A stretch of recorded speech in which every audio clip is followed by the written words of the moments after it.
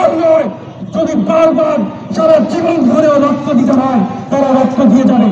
তবু রাজশাহী বিশ্ববিদ্যালয় সমগ্র দেশে এই অন্যায্য কোটা প্রথা, এই অন্যায্য সুবিধা কাউকে ভোগ করতে দিতে পারে না। আমরা দেখতে পাচ্ছি রাজশাহী বিশ্ববিদ্যালয়ের একজন শিক্ষার্থী, তিনি তার শরীর থেকে রক্ত দিচ্ছেন, যে রক্ত দিয়ে জুলাই বিপ্লবের রক্তের কথা স্মরণ করিয়ে দেওয়া হবে রাজশাহী বিশ্ববিদ্যালয়ের প্রশাসনকে।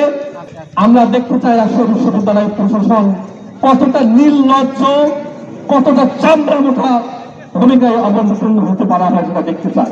দলের শিক্ষার্থীরা আপনাদেরকে বারবার নিমন্ত্রণ করেছে, আপনারা আসেন নাই। ঘরে বসে থেকে বিভিন্ন ভাবে সামাজিক যোগাযোগ মাধ্যমে ডিসি স্যার থেকে শুরু করে মাননীয় প্রেসিডেন্ট স্যার পর্যন্ত আপনারা বারবার বলছেন পোষ্য কোটাকে নিয়ে বলুন, আমরা চাই না পোষ্য কোটা চলুন।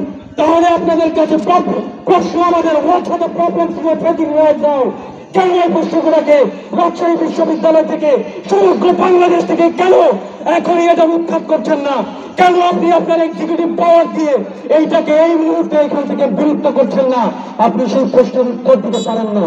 আপনি যেটা করছেন আমাদেরকে সান্ত্বনা দিচ্ছেন, বিভিন্ন মাধ্যমে লিখছেন, আমাদেরকে বোঝাতে চাচ্ছেন যে আমি তোমাদের পক্ষে আছি, কিন্তু আপনি সেই পক্ষে এখনো পর্যন্ত কোনো সিদ্ধান্ত নিতে পারেননি। বাতিল বাতিল বাতিল চাই, দিয়েছি তো রক্ত, দিয়েছি তো রক্ত, বাতিল বাতিল বাতিল চাই, পুষ্পকুটা বাতিল চাই,